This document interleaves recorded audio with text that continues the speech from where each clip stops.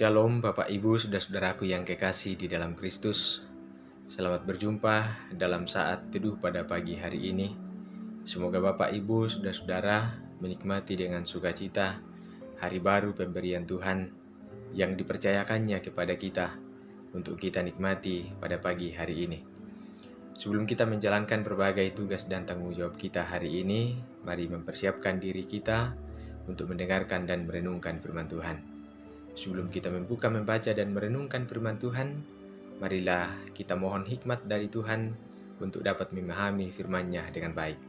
Mari kita berdoa. Ya Tuhan, ya Allah kami, dengan penuh rasa syukur, kami menghampiri hadirat-Mu pada pagi yang indah ini. Kami meyakini, kami dapat memasuki hari yang baru ini hanya karena anugerah dari Tuhan semata. Terima kasih Tuhan telah menyertai kami dalam istirahat kami, hingga boleh membangunkan kami pada pagi hari ini. Kami rindu Tuhan untuk mendengarkan dan merenungkan firman-Mu, mengawali kehidupan kami di hari ini. Kuasai kami dengan kuasa Roh Kudus-Mu, berilah kami hikmat-Mu, biarlah kami dapat memahami firman-Mu dengan baik. Bersabdalah kepada kami siap sedia untuk mendengarkan firman-Mu. Di dalam kasih Kristus, Tuhan Juru Selamat kami berdoa. Amin. Bapak Ibu, saudara-saudara, firman Tuhan yang saya persiapkan pada pagi hari ini untuk kita renungkan bersama, saya pilih dari kitab Bilangan pasal 20 ayat 11-13. Ulangan pasal 20 ayat 11-13. Firman Tuhan, dosa Musa dan Harun. Sesudah itu Musa mengangkat tangannya, lalu memukul bukit batu itu dengan tongkatnya 2 kali. Maka keluarlah banyak air, sehingga umat itu dan ternak mereka dapat minum. Tetapi Tuhan berfirman kepada Musa dan Harun, "Karena kamu tidak percaya kepadaku dan tidak menghormati kekudusanku di depan mata orang Israel, itulah sebabnya kamu tidak akan membawa jemaah ini masuk ke negeri yang akan kuberikan kepada mereka. Itulah mata air Meribah, tempat orang Israel bertengkar dengan Tuhan, dan ia menunjukkan kekudusannya di antara mereka." Amin firman Tuhan. Berbahagialah setiap kita yang senantiasa mengambil bahagian mendengarkan firman Tuhan, memeliharanya dan melakukan dalam hidupnya. Bapak Ibu, saudara-saudara kekasih Kristus, perenungan kita pada pagi hari ini akan kita renungkan bersama dalam tema Jangan mudah terpicu. Jangan mudah terpicu. Bapak Ibu, saudara-saudaraku yang kekasih, seringkali kita melakukan sebuah kesalahan hanya karena emosi sesaat yang tidak dapat kita kendalikan. Hanya karena terpicu oleh kelakuan orang lain. Lalu tanpa sadar, kelakuan orang lain itu telah menjadi batu sandungan bagi kita. Maka saudara-saudara, sangatlah penting bagi kita untuk dapat menjaga hati kita agar tidak mudah terpicu oleh hal-hal yang menjengkelkan yang kadang-kadang muncul dalam kehidupan kita. Bapak Ibu saudara-saudaraku, kita belajar dari peristiwa Meribah, di mana Musa dan Harun terpicu oleh omelan bangsa Israel, lalu meledaklah emosi mereka. Ketika bangsa Israel dalam perjalanan mereka kehausan dan mereka tidak mendapatkan air yang dapat mereka minum bersama dengan ternak mereka. Bertengkarlah mereka dengan Musa dan Harun.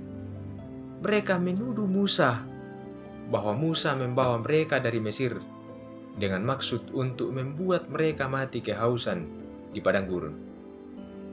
Mendengar omelan dan amarah bangsa Israel itu, lalu Musa dan Harun datang di hadirat Tuhan bersujud meminta petunjuk dari Tuhan.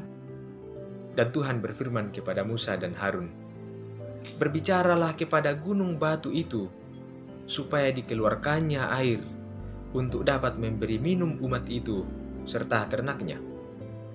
Namun oleh karena emosi yang telah menguasai hati Musa, maka dipukulnya batu itu 2 kali. Maka air mengalir dari gunung batu itu untuk diminum oleh bangsa Israel beserta dengan ternak mereka. Peristiwa itu membuat Musa dan Harun menjadi bersalah di hadapan Tuhan, sehingga mereka tidak diizinkan untuk memasuki tanah Kanaan, negeri yang dijanjikan itu kepada mereka. Masalahnya sangat tidak terduga.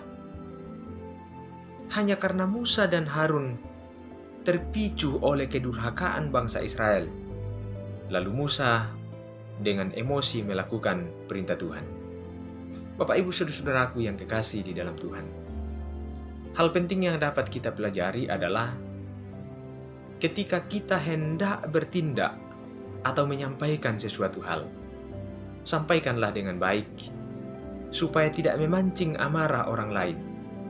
Jangan sampai kata dan tindakan kita menjadi batu sandungan bagi orang lain, seperti kelakuan bangsa Israel. Oleh karena mereka meminta dengan cara yang salah, maka mereka telah menjadi batu sandungan bagi Musa dan Harun, pemimpin mereka. Gunakanlah kata-kata dengan nada yang enak untuk didengar, dan dengan cara-cara yang bijak, agar kita tidak membuat orang lain marah, bahkan mencelakai orang lain. Hal yang kedua adalah, jika kita dipertemukan dengan orang lain dengan cara dan kelakuannya yang sering membuat orang lain emosi, sering membuat kita emosi dan marah, kata-katanya selalu tajam, maka hati-hatilah, jangan mudah terpicu oleh mereka. Kendalikanlah emosimu. Jangan teledor dengan cara yang tidak baik meresponnya. Janganlah kita terjerumus dalam kesalahan dengan keputusan yang kita buat ketika sedang terpicu oleh kelakuan orang lain. Kata pengamsal, jagalah hatimu dengan segala kewaspadaan, karena dari situlah terpancar kehidupan. Salam dalam kasih Kristus. Tuhan memberkati kita sekalian. Amin. Marilah kita berdoa. Terpujilah Engkau ya Allah Bapa di sorga, untuk segala kasih-Mu dan kebaikan-Mu yang terus Engkau nyatakan bagi kami dalam kehidupan ini. Terima kasih Bapa, waktu yang indah Engkau anugerahkan kepada kami untuk dapat menikmati firman-Mu pada pagi hari ini. Mampukanlah kami Tuhan dengan hikmat-Mu untuk dapat menjalani kehidupan ini dengan terus dituntun oleh kebenaran firman-Mu, agar perjalanan kehidupan kami senantiasa terarah kepada segala sesuatu yang Tuhan kehendaki. Berilah kami hikmat-Mu untuk dapat menata dan meniti kehidupan ini dengan sebaik-baiknya.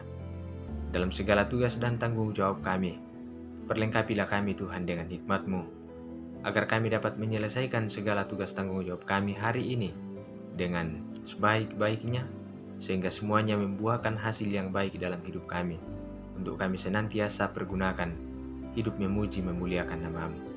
Berkati kami Tuhan bersama dengan segenap keluarga kami. Penuhilah kami dengan damai sejahtera-Mu, sehingga dengan penuh damai sejahtera kami senantiasa menjalani kehidupan memuliakan nama-Mu. Ampuni setiap keterbatasan kami melakukan kehendak-Mu. Sempurnakanlah kami yang berdoa mengucap syukur kepada-Mu. Di dalam kasih Kristus, Tuhan Juru Selamat kami berdoa. Amin. Bapak Ibu saudara-saudaraku yang kekasih di dalam Tuhan, selamat menjalani tugas dan tanggung jawab kita hari ini, berbagai rutinitas kehidupan yang telah menanti untuk kita lakukan. Selamat menjalaninya. Semoga Tuhan memampukan kita, memberi kita hikmat, menjalani semuanya dengan sebaik-baiknya demi kemuliaan-Nya. Salam dalam kasih Kristus. Tuhan memberkati kita sekalian.